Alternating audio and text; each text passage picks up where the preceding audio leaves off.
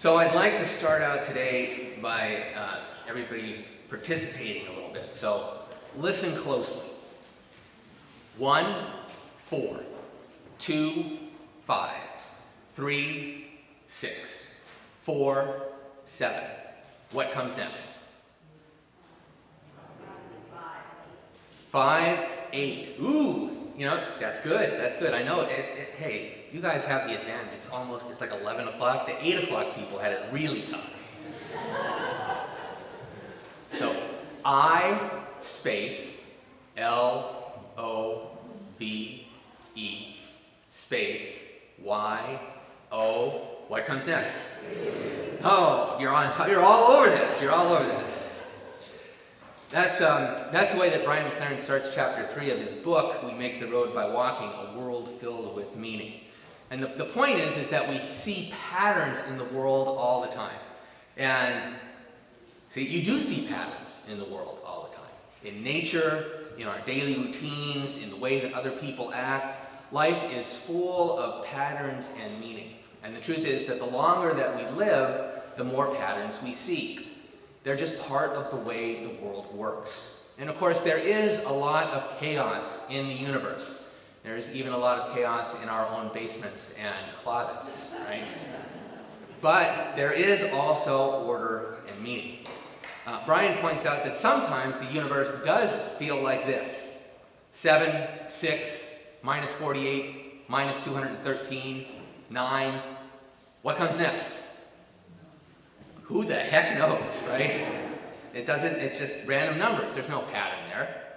Or G, M, B, space, Q, H. What comes next? L. Why not? You know, it could be anything, right? There's no pattern there. Or how about this? 1, 1, 1, 1, 1. Sounds like a sermon now, right? 1. What comes next? 1, yeah. It's just the monotony of everything being the same. And there are days and weeks that feel like that, aren't there? It's all the same and nothing changes. But by and large, there are patterns and progressions and stories in life. And in some ways, we can only see the randomness or the monotony because of the larger patterns that we have and experience. The universe seems to invite us to understand it. From the structures of atoms and molecules to the way that parts of cells fit together to form the building blocks of life, to the way that your eye, all the different parts of your eye work together to give you sight. To the earth moving around the sun to produce seasons and life. There are patterns in the universe, patterns that we could see and understand, that creation points beyond itself to a purpose and a creator. The song that we heard today tells us, one generation commends your works to another. They speak of the glorious splendor of your majesty, and I will meditate on your wonderful works. And if you stay up tonight and watch the lunar eclipse, or if you go out into the country today and see a flock of birds flying in perfect formation, or if you see a little person learning to take his first steps, maybe, you just might find yourself being part of that generation that notices God's work and commends it to somebody else. Now, of course, like I said, it's not all beauty and order. There's wars, there's murder, there's natural disasters, there's diseases and betrayals and lost jobs and economic collapses.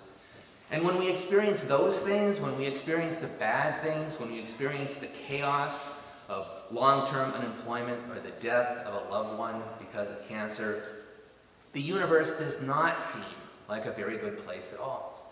And we're tempted to say, even if there is a creator, then clearly this creator doesn't care or doesn't have the power to help. And if we only had the worst part of our lives, or we only had the worst part of history to go by, then that would make sense. But we know we have more. First of all, we do have the good experiences. We have the beauty of the natural world. We have the beauty of loving relationships. And we even have societies that, despite all their flaws, more or less keep most of us safe and fed most of the time, right? There is a lot of good and order in the world. But perhaps even more importantly, we have another way of seeing the pattern of the universe, and that is through the life, death, and resurrection of Jesus. So 2 weeks ago, we started out on our journey through the Bible, and we started out where you would expect, in the beginning. Genesis chapter 1. In the beginning, God created the heavens and the earth. And we looked at the story of God forming the universe, sun and stars, plants, animals, and people. We saw that it was good, and that it still is good. Now we're going back to the beginning again, but from a different perspective. You heard those words again today, in the beginning. But this time it was, in the beginning was the Word, and the Word was with God, and the Word was God. This is the Gospel of John, and John tells us that from the very beginning of the universe, the meaning of everything was connected to Jesus. John is pointing back to Genesis when he starts with, in the beginning. Anybody who would have read or heard this back in his day would have said, wow, this sounds like Genesis. It sounds like the beginning of the Bible. Here, John is telling us something more about what was happening when the world was formed. That term that's translated word is logos in Greek. And we see logos and stuff in words like biology, the science or the principles of life. Or in psychology, the science or the principles that deal with the mind. John says that this logos, which a good way to translate it would be the divine principle that animates the universe. Okay? That this divine principle that animates the universe was there at the beginning, and it was God. And people would say, okay, that makes sense. There is this principle, there is this purpose that animates everything that we see. But then John pulls something else, and he says, and the Logos, the Word, became flesh and lived among us. That this Word became Jesus. And what that means is that in Jesus, when we look at Jesus, we see what the universe is really like, what it really is all about. That Jesus communicated this purpose, this meaning of life, the divine principle in everything that he did and said. In the stories that he told, in the people that he healed, in the people that he welcomed, whom others had written off as outcasts and sinners. Jesus shows us how the universe really works by going to a cross, by dying out of love for the world and for every person in it, and then by rising again to show that death and evil don't have the last word, by inviting us into a new life. Now, it's possible, and most of the time I think we do. We go and we look at the world through other patterns. We look through the world through the pattern of survival of the fittest, right? That you got to fight. If you don't fight, you're not going to win. The nice guys finish last. Tough people are the ones that survive. We could look at the world through that lens. We could look at the world through the lens of it's all just a big machine. It's all just a big machine. And our genes and everything else just programs us, and fate is fate. We could look at the world that way, and sometimes we do. But the Bible gives us an alternative. It gives us another way of looking at the world. Genesis and Psalms invite us to see the glory of God and the pattern of God out in the beauty of nature. In John's Gospel, we're invited to see the glory of God and the pattern of life in the life of a poor man from Galilee who ate meals with shady people and forgave his enemies.